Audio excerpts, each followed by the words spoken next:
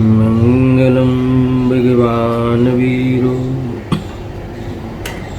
मंगलम गौतम गणी मंगलम कुंदायु जैनिधिरिणोस्तु मंगलम सर्वमंगलमांगल्यं सर्वकल्याणकारिकं प्रदानं सर्वधर्मा जयतु शाश्वतं जैनं जयतु शाश्वतं नमस्मै साराय स्वानुभूत्या चकाशते चित्स्य भावाय भावाय सर्वभावान्तरेषु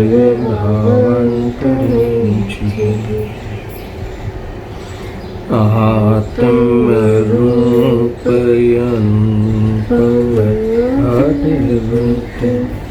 प्यायखे भवसिन्धुतरो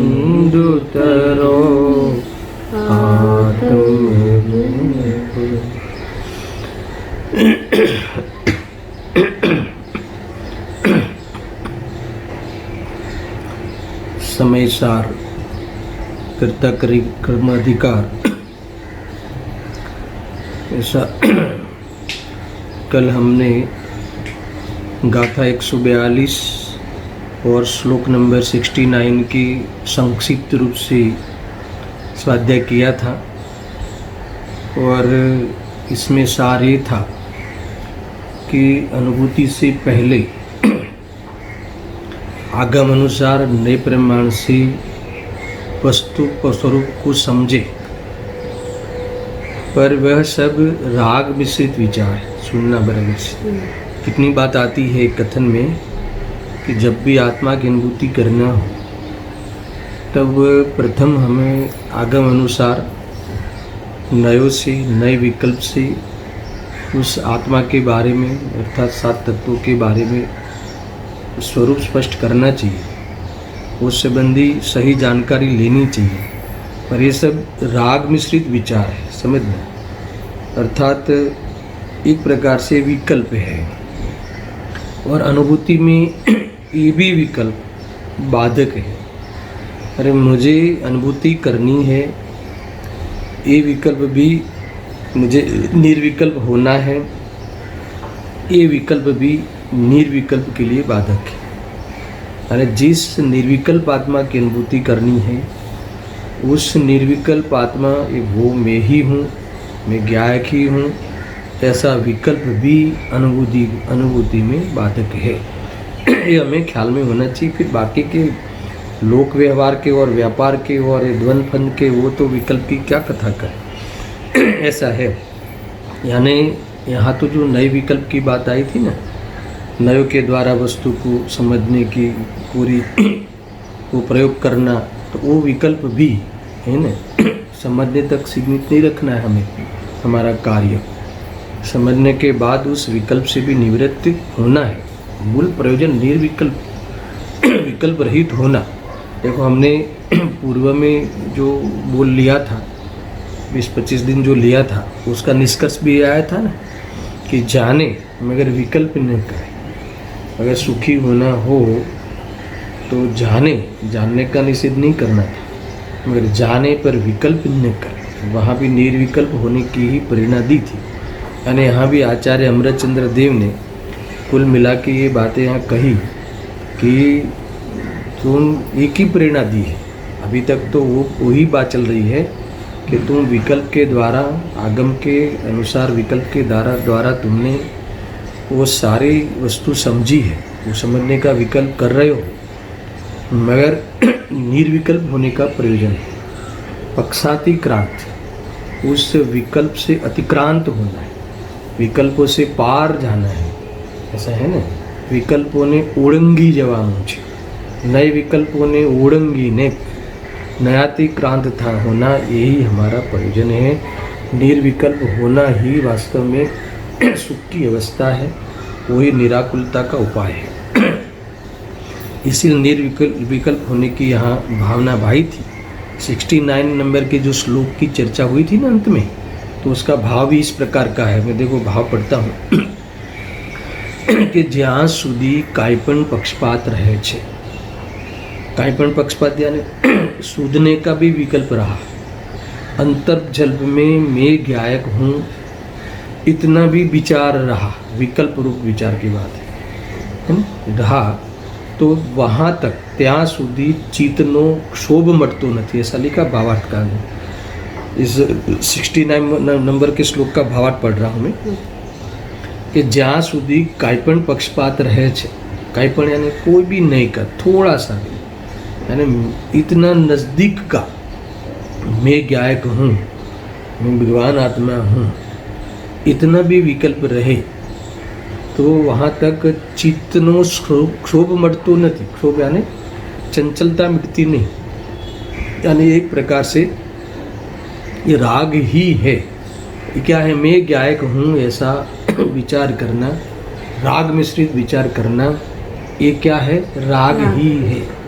ये वितरागता नहीं है, और विकल्प से निर्विकल्प नहीं हुआ जाता। निर्विकल्प का कारण विकल्प नहीं होता, विकल्प के अभाव पूर्वक निर्विकल्प हुआ जाता है। मुझे ख्याल है, देखो ये जो पक्षातिक्रांत होने की प्रेरणा दी जा रही है, निर्विकल्प होने की प्रेरणा दी जा रही है, तो देखो ये निर्विकल्प कैसे होना, ये बात मैंने कई दिनों से मैंने चलाई है। और जब ये विषय जब से मैंने छेड़ा है, ये निर्विकल्प 144वें गाथा में नयातिक्रांत का स्वरूप हमें समझना है, तो भले इस टॉपिक में नयातिक्रांत होने की प्रेरणा ही चल रही है और नयातिक्रांत होने की विधि 144 गाथा में आएगी, फिर भी गौण रूप से मैं बीच में कई बार इशारा करके है ना नए विकल्प से निवृत्त होना, विराम होने की विधि तो बताता ही हूँ, फिर भी उसकी विशेष जो चर्चा है ये उसके मूल 144 गाथा में आई है, तो वहाँ से हम पढ़ेंगे। पर आपको ये इतना विकल्प नहीं रहना चाहिए, क्योंकि मैंने निर्विकल्प होने की विधि ही तो बताई है इतने दिनों में ऐसा है ना, फिर भी पुनः है और उसको बल मिले और इसी संबंधी हमारी जो निर्मलता आवे समझ में और पुरुषार्थ हो, इसलिए ये प्रकरण मैंने उठाया।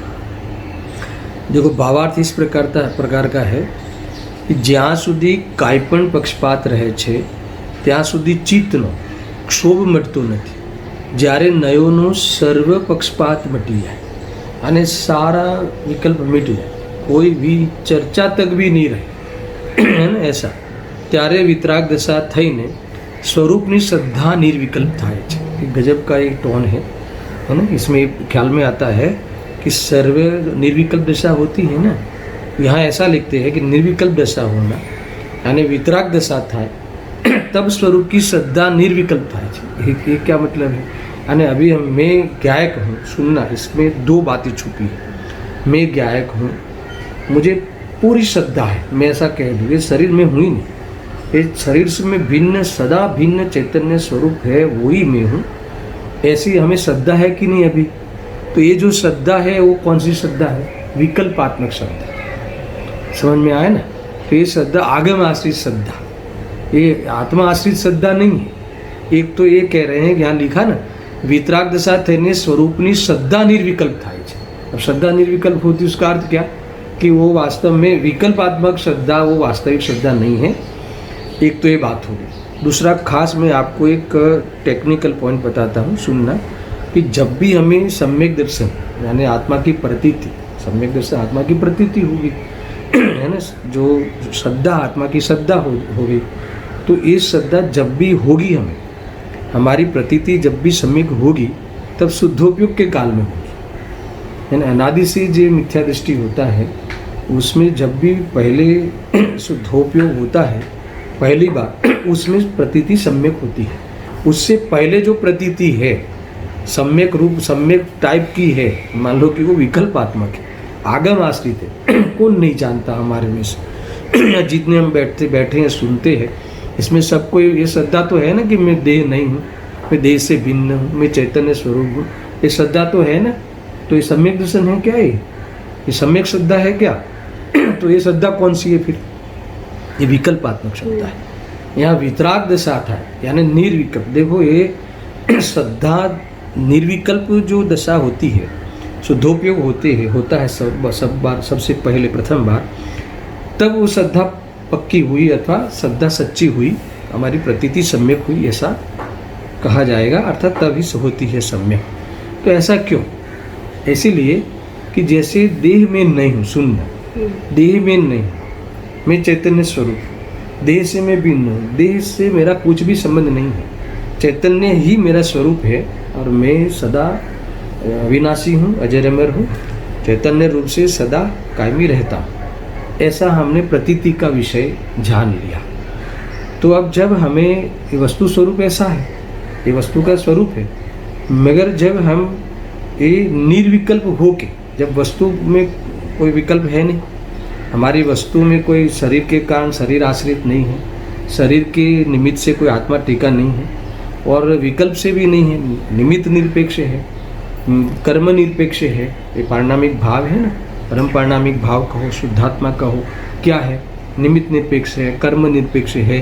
तो वस्तु ऐसी है जो उसके कारण ये है, ऐसा नहीं है। तो ऐसा हमें फील हो गई, जैसी वस्तु है वैसे हमें अनुभूति हो गई। तो वैसे हमें कोई भी विकल्प रहित वस्तु है, तो मैं विकल्प रहित हूँ जिस पल, जिस क्षण, जिस मोमेंट में, तब जाके मैंने ये विकल्प रहित होकर निर्विकल्प वस्तु को देखा। आया ख्याल में? तो ऐसा नहीं है कि निर्विकल्प हूँ, मैं निर्विकल्प हूँ, है ना, मैं शुद्ध हूँ, ऐसा नहीं। यानी हमें निर्विकल्प हो के हमने निर्विकल्प है वस्तु ऐसा अनुभव किया, तब जाके वो प्रतीति सही हुई। प्रतीति तो ऐसी है ना, निर्विकल्प है, विकल्प के आधीन नहीं है, विकल्प का मेरे आत्मा में तीनों का अभाव है। तो एक बार, एक क्षण उस आत्मा के आश्रय से एक क्षण निर्विकल्प होवे, तब एक प्रतीति सही हुई ना। तो इस प्रकार से प्रतीति सम्यक होगी। फिर निर्विकल्प का ना बना नहीं रहता, फिर हो सकता है वो विकल्प आएगा ही ना, तुरंत तो कोई अर्यंत तो होता ही नहीं, फिर भी वो प्रतीति बनी रहती है। ये भी एक प्रकार से जानने का टॉपिक है।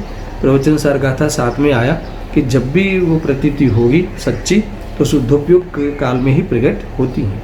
ये बात की यहाँ मुझे आपको बताना था। देखो क्या बात चल रही है कि ये कोई भी पक्ष रहेगा, थोड़ा सा भी पक्ष रहेगा, विकल्प रहेगा, नए प्रमाण का भी, नए प्रमाण के द्वारा भले वस्तु के स्वरूप को तुम जानो, मगर जानने के बाद नए प्रमाण रूपी विकल्प का अवलंबन नहीं रहता, ये बात यहाँ कही है, उससे भी इसमें संतुष्ट नहीं हो जाना। प्रायः क्या होता है दर्शन कि ये जनरली ये बात को क्यों इतना बार बार हमें दृढ़ कराते हैं कि प्रायः ये ऐसा देखने को मिलता है कि जब हमें ये स्पष्ट हो जाए ना, ज्ञान हमारा स्पष्ट हो जाए नयों के द्वारा हमारे वस्तु स्वरूप का, सात तत्वों का, तो जीव इसमें अटक जाता है मुख्य रूप से, या फिर उसे ये जो उस संबंधी खबर नहीं थी, अर्थात तो उस संबंधी कोई अन्यथा जानता था, तो उससे सही खबर हो गई, तो सही खबर हो गई, उसको रोमांच रहता है,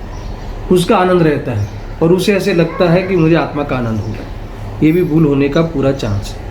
यहाँ कहते हैं कि उस तो विकल्प तक की बात थी, नयातिक्रांत होके, निर्विकल्प होके तुम एक बार वितरागता का रस ले लो, तो फिर ये तुम्हारी ये प्रतीति प्रकट हो गई, ऐसा हम कहेंगे। यानी देखो, मैं आपको और एक सपोर्ट के लिए हर अधिकार में, कई अधिकारों में बात आती है। देखो, आपको पूर्वरंग अधिकार में मैं आपको प्रमाण देता हूँ, बहुत प्रचलित है ये।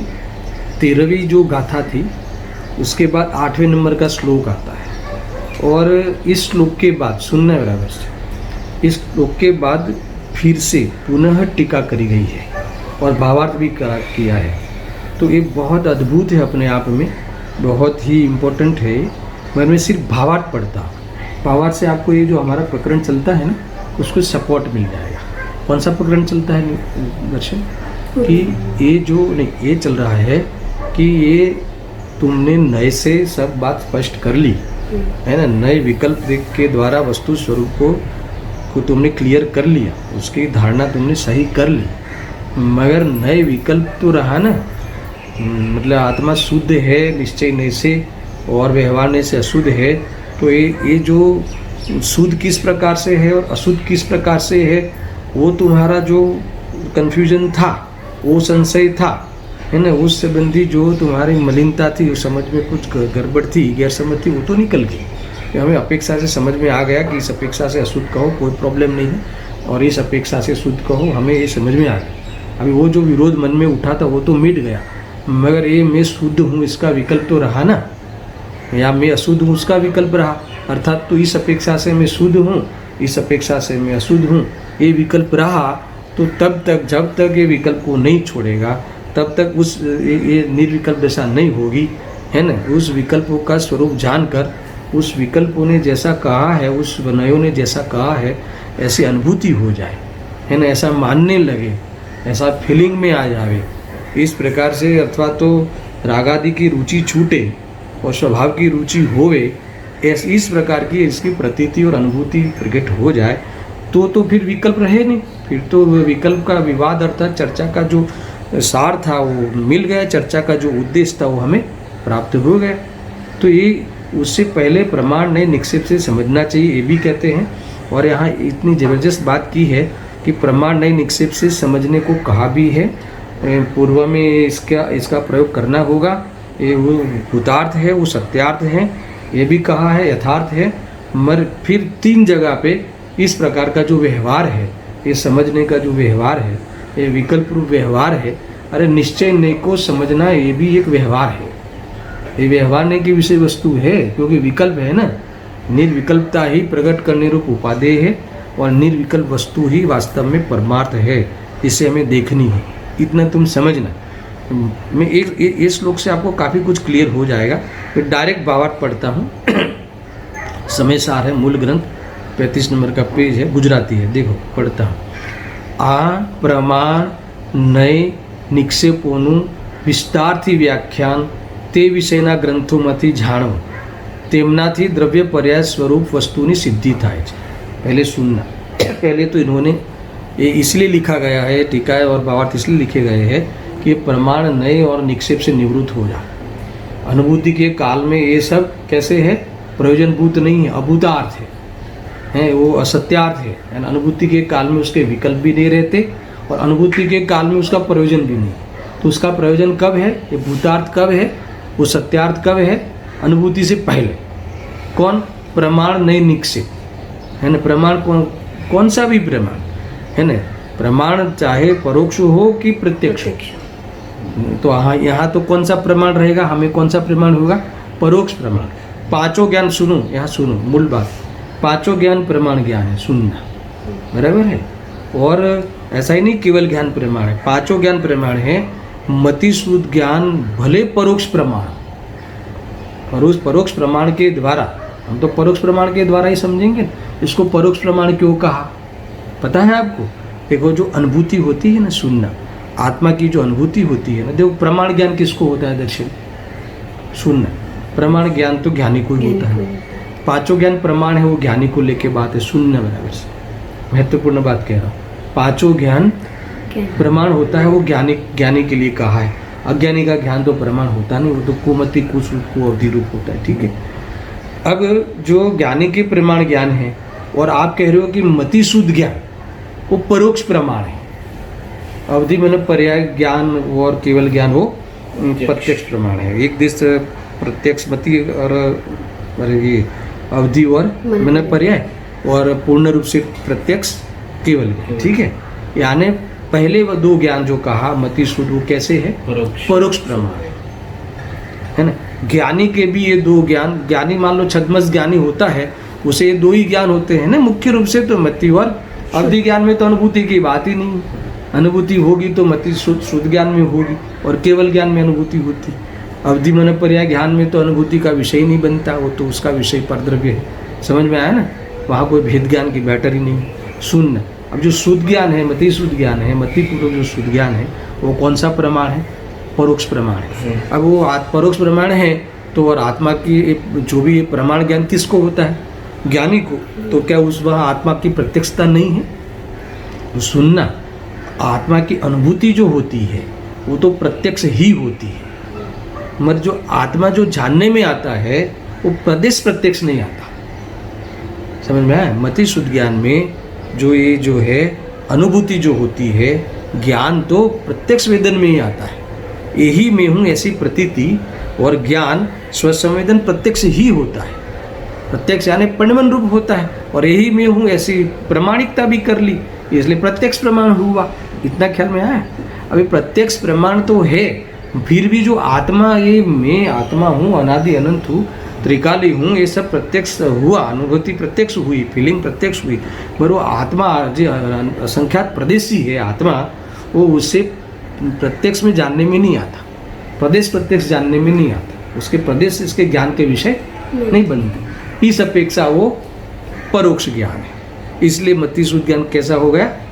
परोक्ष प्रमाण। अब सुनना, अभी हम जो ये प्रमाण नहीं और निक्षेप की बात कही वो उसके आधार से समझने का कहा, तो ये जो मति जो सुनो, प्रमाण और जो नए आदि जो है निक्षेप आदि, वो जो ज्ञानी ने जो समझा है और ज्ञानी ने जो पाया है और ज्ञानी ने जो बताया है, अर्थात आगम ने जो बताया है, तो आगम के आधार से जो हम प्रमाण नए और नए का, प्रमाण नए और निक्षेप का जो प्रयोग करेंगे, तो आगम के अनुसार हमारा भी वो ज्ञान कैसा हो जाएगा? आगम अनुसार तो प्रमाण है, यानी मान लो अभी जो तुम कह रहे हो कि देह से मैं भिन्न हूँ, तो वो कथन प्रमाण है, मतलब सत्य है कि असत्य है? सत्य है ना, तुम चैतन्य स्वरूप वो सत्य है।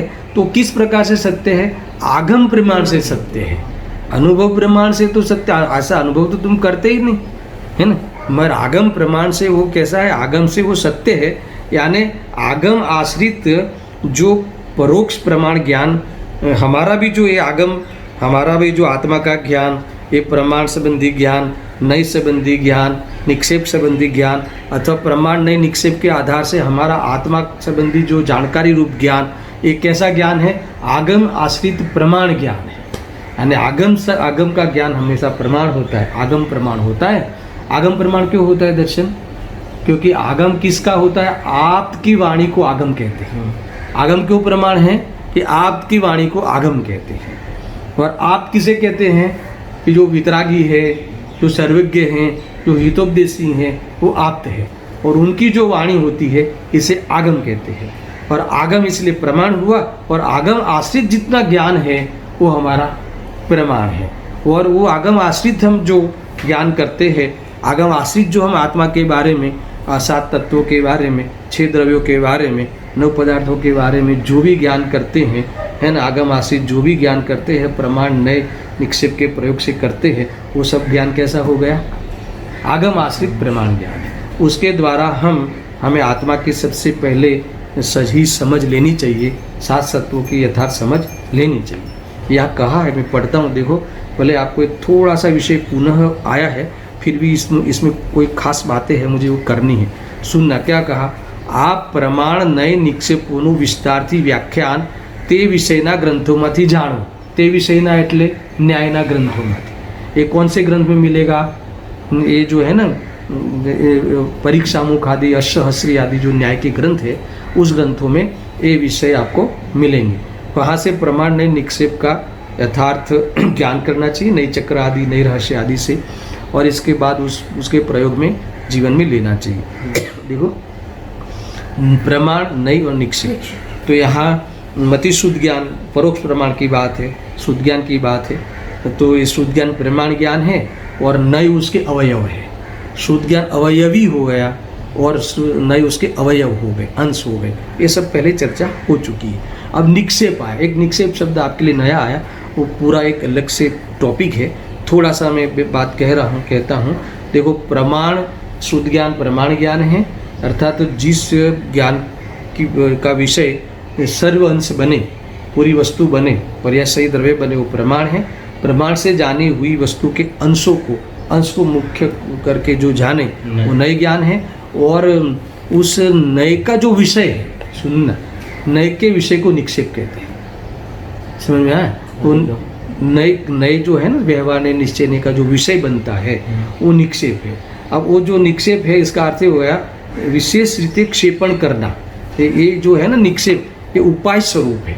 नए का जो भी विषय है वो निक्षेप है। तो उसके जैसे उसमें 4 प्रकार से इसका उपाय होता है, नाम, स्थापना, द्रव्य और भाव। ये है ना, नाम निक्षेप, स्थापना निक्षेप, द्रव्य निक्षेप और भाव निक्षेप। तो जब भी कोई वस्तु है, उस निश्चय की वस्तु, मान लो भगवान आत्मा है ना, तो अर्थात अभेद रूप से 7 तत्व है, अर्थात तो व्यवहार का विषय भेद रूप 7 तत्व है, अर्थात तो देव शास्त्र गुरु आदि जो है ना उसकी भक्ति उसका स्वरूप समझना वो सब व्यवहार का विषय है, ठीक है ना। ये सब तो ये विषय हो गए, ये हो गया निक्षेप। अब उसको नाम से, स्थापना से, फिर द्रव्य निक्षेप से, भाव निक्षेप से उस संबंधी बराबर निर्णय किया जा सकता है ना। उसको बराबर अपने ज्ञान में क्षेपण किया जा सकता है, यथार्थ जानने रूप उसका निर्णय किया जा सकता है, उसका नाम निक्षेपण। तो यथार्थ क्षेपण किया जाए उसका नाम निक्षेप। जैसे मान लो कि हमने किसी तत्वों का नाम देकर जीव अजीव आश्रय संबंधी नाम देते हैं ना, तो उस जिस नय का विषय है तो उस नय का विषय है ये सब, तो उसका नाम दिया और नाम दे के फिर समझने में लगाया उपयोग को, है ना। फिर कभी स्थापना करते हैं, है ना। जैसे हमें देव शास्त्र गुरु तो भगवान का स्वरूप समझने में तदाकार रूप से हम स्थापना करते हैं, उस रूप से हम उनका स्वरूप समझते हैं, है ना। कभी उनकी जो द्रव्य रूप है ना, जैसे भगवान महावीर, तो ये वही महावीर है कि जो मारीच थे, तो पूर्व की पर्याय जो है ना अभी के द्रव्य में आरोप करके कहते हैं, उसका अर्थ है कि मारीच भी महावीर बन सकता है। तो इस प्रकार से द्रव्य निक्षेप से भी हम वस्तु का निर्णय कर सकते हैं। महावीर भी मारीच भी महावीर बना ना, मारीच भी महावीर बना कि नहीं बना, यही कहा ना मैंने। जो पूर्व में मारीच थे यही अभी महावीर है, तो ये मारीच का जीव है, भगवान के महावीर को वर्तमान में मारीच का कहना है ना। तो पूर्व की पर्याय का अभी तुमने उस पर है ना आक्षेप किया आपसे, तो इससे क्या समझना है कि अरे मारीच जैसे काम किए हो किसी ने, वो भी बदल के महावीर हो सकता है। इस प्रकार से हम वस्तु को समझ सकते हैं। और वर्तमान ही वितराग भाव से, वर्तमान में वितराग भाव से भगवान विराजमान है, तो उस ओर से हम उनको समझ सकते हैं। अरे अपने पास अभी वितराग भाव कौन सा है, ज्ञान जानन, उसके आधार से हम पूरी वस्तु की स्थापना कर सकते हैं। इस प्रकार से भाव निक्षेप आदि से कुल मिला के बहुत बड़ा विषय है। मैंने संक्षिप्त में आपको थोड़ा परिचय करा दिया। नए के विषय को निक्षेप कहते हैं, और वो निक्षेप 4 प्रकार के हैं, नाम, स्थापना, द्रव्य और भाव। इस 4 प्रकार के निक्षेप द्वारा वो जो ये वस्तु का निर्णय करने के लिए उपाय स्वरूप है, इसके द्वारा वस्तु का निर्णय किया जा सकता है। ठीक है, हमें तो वस्तु का निर्णय ही करना है ना, ऐसा है। इस प्रकार से समझना। जैसे कोई व्यक्ति हो, अभी वो उसका नाम महावीर है ना, महावीर, तो हम कहते हैं ना नाम निक्षेप से महावीर है, ये वास्तविक महावीर नहीं है, हैं, ठीक है। मगर नाम निक्षेप से भी महावीर नाम जो रखा है इस व्यक्ति का, तो इस क्या समझ के रखा होगा कि हमें महावीर जैसा बनना है। यानी नाम निक्षेप से भी हमें वो वस्तु का परिचय कराते हैं कि हम महावीर भगवान के भक्त हैं, हम महावीर भगवान के प्रेमी हैं। आया ख्याल में? इस प्रकार से समझा जा सकता है वस्तु को। इसीलिए जिस चीज़ से समझा जा सकता है नाम आदि से, तो वो जो निश्चय और व्यवहार जो के विषय है, उस विषयों को नाम आदि के द्वारा विशेष समझना, तो ये निक्षेप की प्रवृत्ति हुई। इतना समझ में आया? मूल विषय अपना यहाँ ये नहीं, मूल विषय को भी वापस आ जाओ। मूल विषय कौन सा है कि भले प्रमाण नहीं, निक्षेप से तुम जानो, पहले जानना ही पड़ेगा, आगम आश्रित ही करना, तुम अपने मनोगत कल्पना से तुम्हारा निर्णय मत करना। हम अपनी बुद्धि से तो हमारा मैं क्या हूँ उसका निर्णय हमने बहुत किया है। हूँ कौन छूँ क्या थी थयो सुरूप छे मारू खरू, इस संबंधी हमने अपनी बुद्धि से, है ना, मैं फला व्यक्ति हूँ, मैं फला का पुत्र हूँ, पिता हूँ, ऐसा हमने अपने बारे में तो खोटे निर्णय बहुत किए हैं। मगर आगम आश्रित से तुम पिता हो तो वो क्या है, और तुम जीव हो तो वो क्यों है, ये इस प्रकार से। अरे तुम पिता होते हुए भी तुम पिता नहीं हो, तुम तो प्रभु हो, है ना। मेरे प्रभु को भूल गए थे, इसलिए बाहर में ऐसी रोल तुम्हारे आए हैं। तो ये सारी बातें हमें ये आगम के आधार से समझना है। आया ख्याल में? अब मैं अभी विषय को आगे बढ़ाता हूँ। देखो, आ प्रमाण नय निक्षेपोनु विस्तारથી व्याख्यान તે વિષયના ગ્રંથોમાંથી જાણો। ठीक है। अब कहते हैं क्यों जानना, दर्शन क्यों जानना, उससे क्या जानना है कि तेमनाथी द्रव्य पर्याय स्वरूप वस्तुनी सिद्धि થાય છે, है ना। पूरी वस्तु की सिद्धि होती है कि द्रव्य पर्याय रूप पूरे प्रमाण के द्रव्य की सिद्धि होती है, और फिर एक एक अंश को मुख्य करके उसके द्रव्य स्वभाव की, उसके पर्याय स्वभाव की सिद्धि होती है। ये ख्याल में सिद्धि होती है, यानी प्रूव होता है, वो एक प्रकार से वस्तु स्वरूप की स्पष्टता होती है। इतना ख्याल में आया? अब सुनना, अब તેઓ સાધક અવસ્થામાં તો સત્યાર્થ જ છે. साधक अवस्था में यानी आत्मा की साधना करनी हो उसके लिए तो ये सत्यार्थ है यानी प्रयोजनभूत है और उसके जीवन में होना भी चाहिए प्रमाणने का प्रयोग. ये कह रहे हैं यहाँ कारण के देखना क्या रीजन क्या दे रहे हैं देखना कारण के ते ज्ञानना ज विशेषो છે. पहला तो ये कहा कि ज्ञान के ही विशेष है ना. यानी देखो कितनी बात कहते हैं साधक अवस्था में तो सत्यार्थ જ છે कारण के તે તો જ્ઞાનના જ વિશેષો છે. यानी ये तो ज्ञान का ही प्रयोग है ये तो ज्ञान की ही यूटिलिटी है. एक तो ये हुआ और क्यों सत्यार्थ है सुनना. अब प्रयोजन की ओर से તેમના વિના વસ્તુને ગમે તેમ સાધવામાં આવે તો વિપર્ય થઈ જાય છે. ख्याल में आया. अगर हम प्रमाण नय को जानने का निषेध कर देंगे कि नहीं प्रमाण नय तो बाद में चले ही जाते हैं ना. अरे प्रमाण नय नहीं चले जाते हैं प्रमाण नय तो इसके विकल्प चले जाते हैं और नयों का समापन केवल ज्ञान में होता है. समझ में आया कि नहीं. और प्रमाण तो फिर अनादि अनंत आदि अनंत काल रहता है प्रमाण तो प्रमाण ज्ञान तो प्रमाण अनुभव में ही रहता है. ऐसा है. देखो क्या कहते हैं कि तेमना विना वस्तुने गमे तेम साधवामां आवे तो विपर्य थई जाय छे. અને अगर आपको साधना करनी हो किसकी साधना करनी हो आत्मा की साधना करनी हो आत्मा को साधना हो परमात्मा तत्व को साधना हो तो सबसे पहले आपको प्रमाण नहीं निक्षेप के द्वारा है ना इस द्रव्य वस्तु की और पर्याय वस्तु की स्थिति को बराबर यथार्थ जानना पड़ेगा. अगर इससे नहीं जानोगे यानी इस है ना इसलिए मैं कभी कभी कहता हूँ कि समयसार तो उत्कृष्ट ग्रंथ है अपने आप में मगर अगर कदाचित पहले प्रवचनसार कोई पढ़ ले तो समयसार में एकांत नहीं करेगा. तो ऐसा जीव हो पात्र जीव कि डायरेक्ट समयसार वाच के भी एकांत नहीं करे उसकी बात अलग है अपवाद में. मगर प्रायः फिर जो पूरी वस्तु की ख्याल नहीं होते तो सूझने की मुख्यता से वो मुख्यता नहीं समझता एकांत कर लेता है. अनुभूति में सम्यक एकांत करना अलग है और विकल्पों को ही मुख्य करके है ना मुख्य क्या उसी में एकांत करके व्यवहार नय के प्रति द्वेष करना और सूझने के विकल्प के प्रति राग करना आखिरकार तो नयों के प्रयोग में राग द्वेष करता है और विवाद करके झगड़े ही करता है. समझ में आया कि नहीं. इसीलिए ये बात प्रवचनसार एक बार आप वस्तु का जो बंधारण है ना वो जो अपना एक प्रकार से फंडामेंटल ग्रंथ है जैन शासन का है ना तो ये हमें पढ़ लेना चाहिए. इसके बाद समयसार में आप प्रवेश करोगे तो फिर गलत नहीं हो सकता. इतना सामान्य कथन. खैर मैं क्या कह रहा देखो कि તેમના વિના એને પ્રમાણને નિક્ષેપ के बिना वस्तुने गमे तेम साधवामां आवे तो विपर्य थी जाए. विपर्य यानी विपरीतता. इसके बिना प्रमाणने के बिना वो आया था ना बीच में एकांत हो जाएगा. जो ये पक्ष एक ही पक्ष में वो ग्रहण करेगा नहीं मैं अभी तो मैं वास्तव में तुच्छ हूँ पामर हूँ. पर्याय में पामर हो उसका निषेध नहीं है मगर पामर होने पर भी तुम्हारे में भगवान बनने की शक्ति वहाँ मौजूद है कि नहीं. अरे उस पर्याय में तुम्हें अपने ज्ञान जानन अंश के द्वारा है ना उस प्रभु को निरंतर प्रसिद्ध करने वाला अंश वहाँ है कि नहीं. ये बातें आई कि नहीं आई सब समझ में आए कि नहीं. अरे हमारे अभी की ज्ञान की पर्याय में है ना ज्ञान में वो हमारी वर्तमान की उघाटू पर्याय में अर्थात वर्तमान में हमारी श्रद्धा आदि आत्मा की श्रद्धा करने की शक्ति पर्याय में है कि नहीं है ना. सातवें गुणस्थान तक वितरागता प्राप्त करने की हमारे पर्याय में क्षमता है कि नहीं है ना. देखो आत्मा में तो पूरे परमात्मा बनने की ताकत है मगर पर्याय में अभी सातवें गुणस्थान तक आ जावे ऐसे हमारे जो पुरुष मनुष्य है उसमें वो ताकत है कि नहीं. तो ये सारी बातें हमें समझनी चाहिए. क्या कहते हैं सुनना. यहाँ तक तो प्रमाण नय निक्षेप से वस्तु को समझने की बात आई. अभी जो हमारी जो विषय चलता है ना फिर ये समझ के क्या करना है ना तत्किम तेथी सुन. अब ये बात चालू होती है.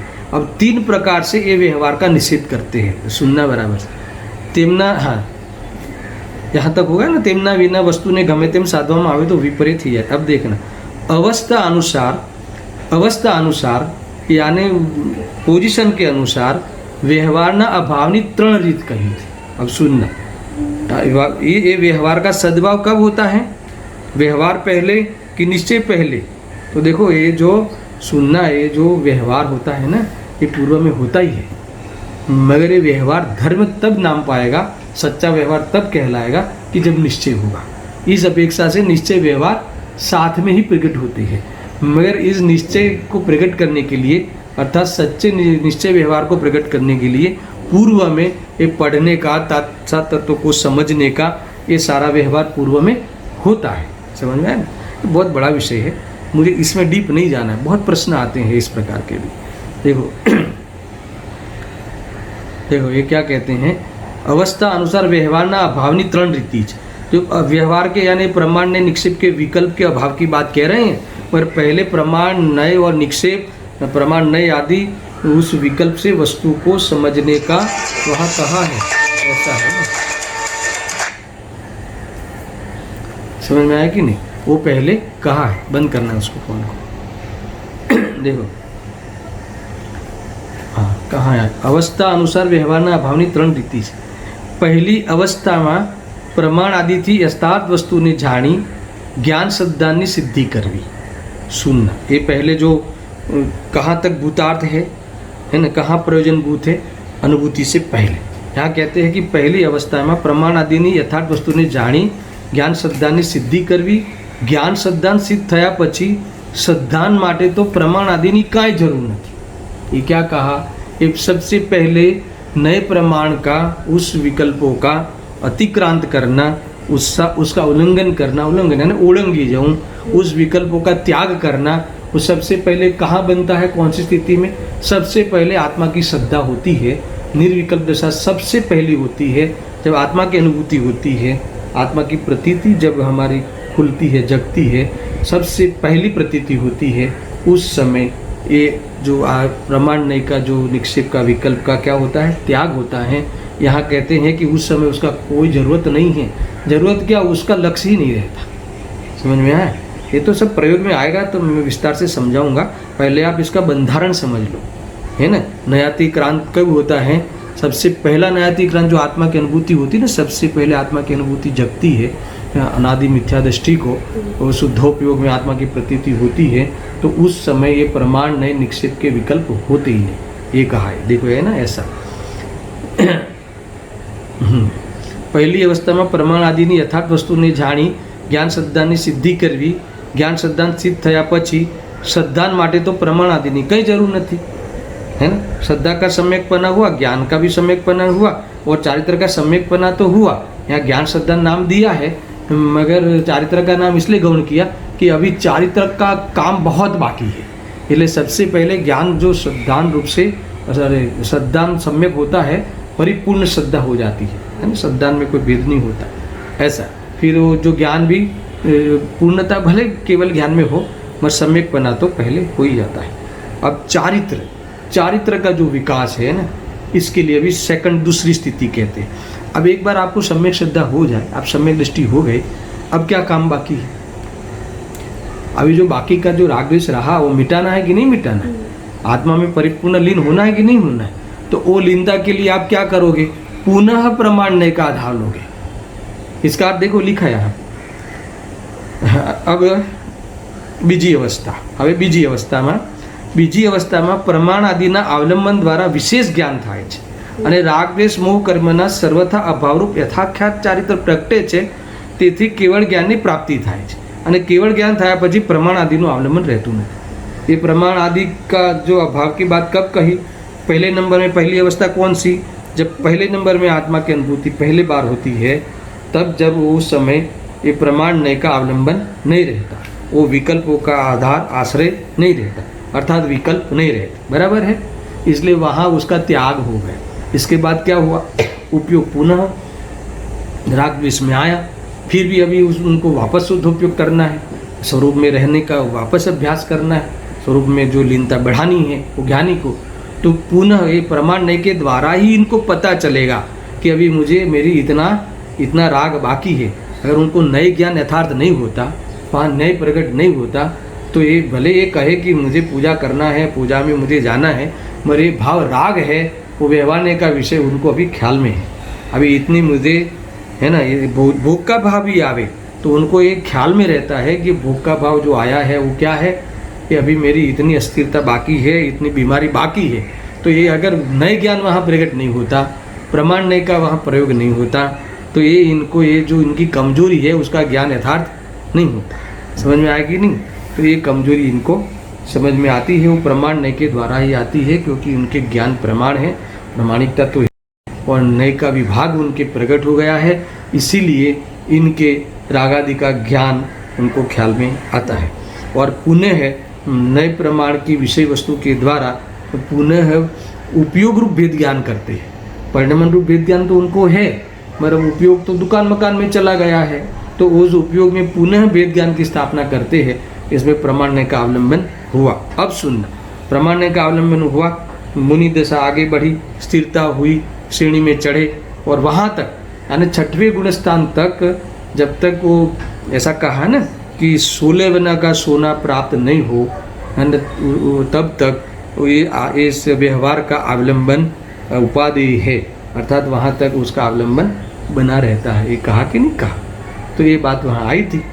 तो ये उसके बाद पूर्णता हो जाए, जब केवल ज्ञान प्रकट हो गया, यथा क्या चारित्र प्रकट हो गया, तो अब इस प्रमाण नए निक्षेप का क्या हुआ।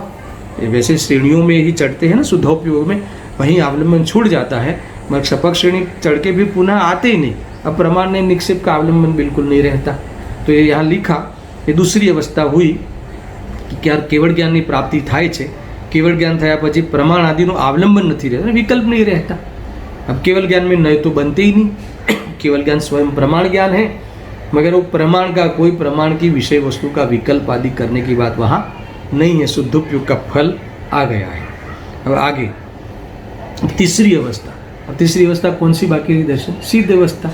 और सिद्ध अवस्था में तो नए प्रमाण का अवलंबन का कोई सवाल ही नहीं है। यहाँ लिखते ना, तीजी साक्षात सिद्ध अवस्था थाय छे, ત્યાં પણ કાંઈ અવલંબન નથી।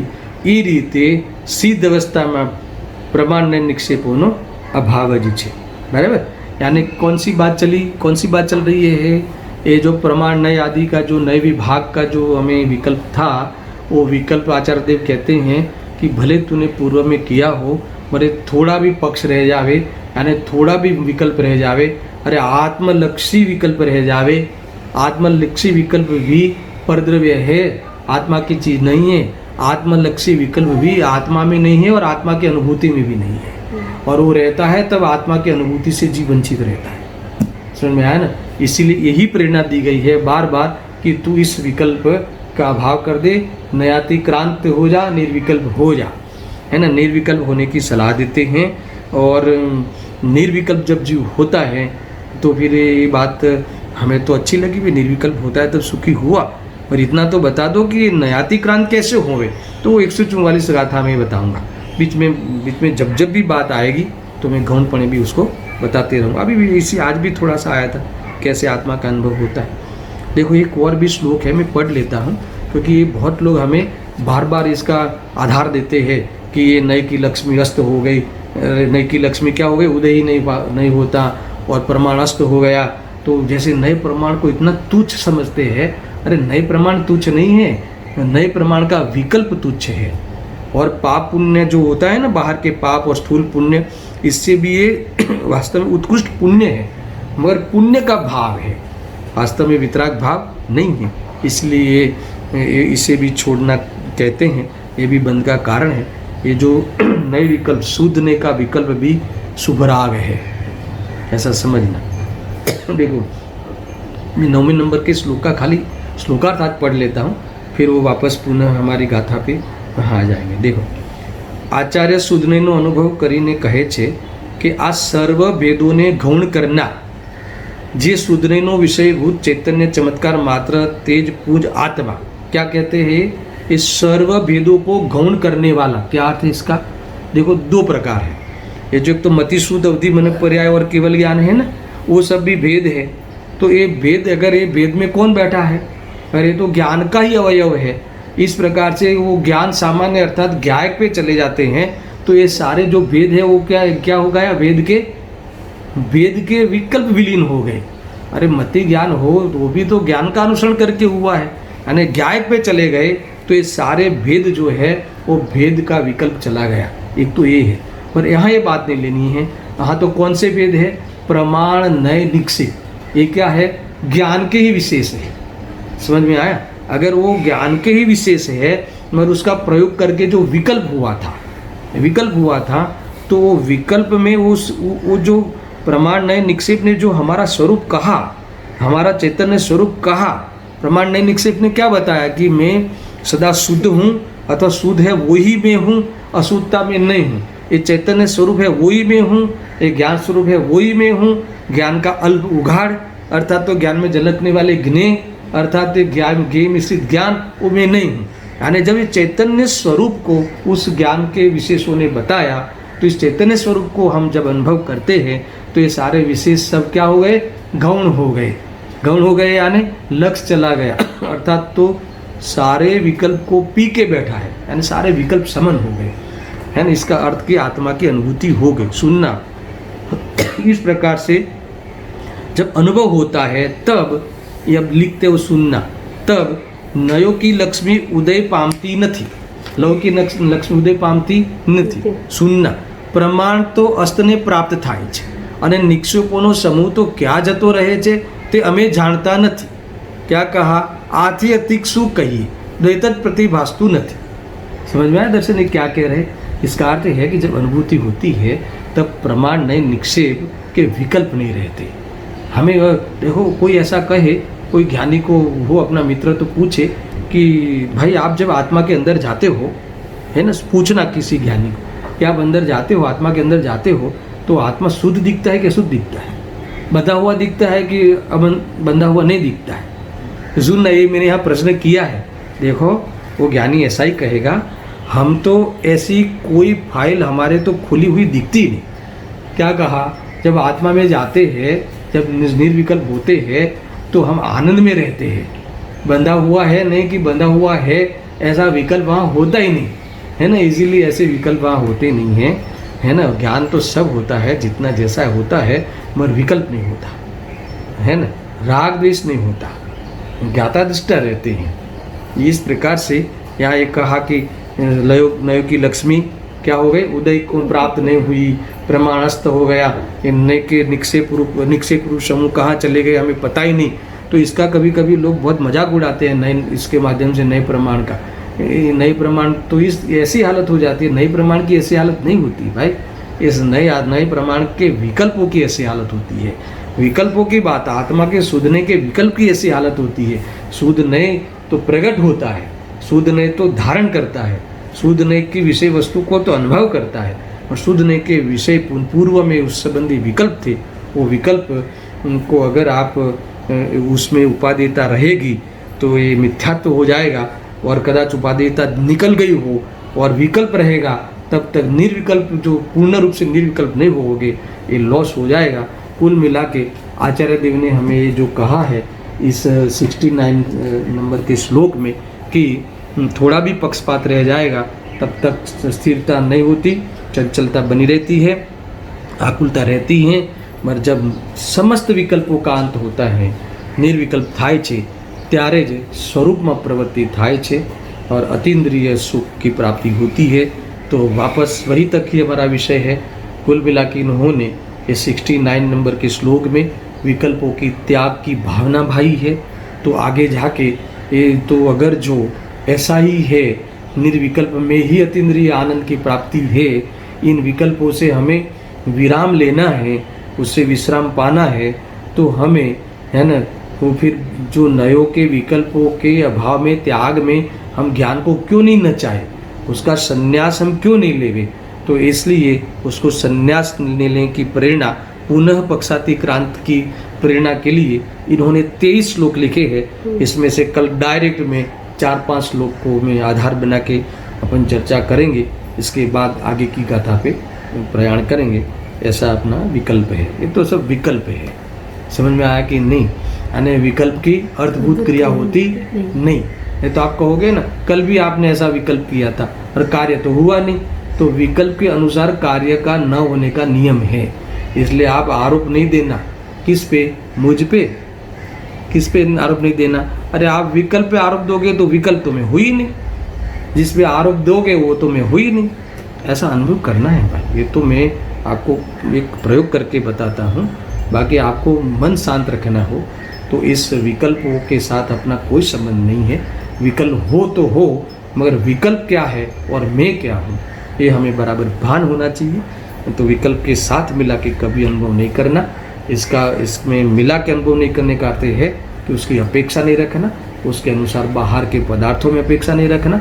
क्यों? क्योंकि मेरी चीज़ ही नहीं, और मैं ऐसी परिपूर्ण चीज़ हूँ कि जो वो विकल्प की पूर्ति मेरा काम नहीं है। जानना मेरा काम है, जाने पर विकल्प न करे, यही मुख्य बात है। सहजानंदी शुद्ध स्वरूपी अविनाशी आत्मस्वरूप।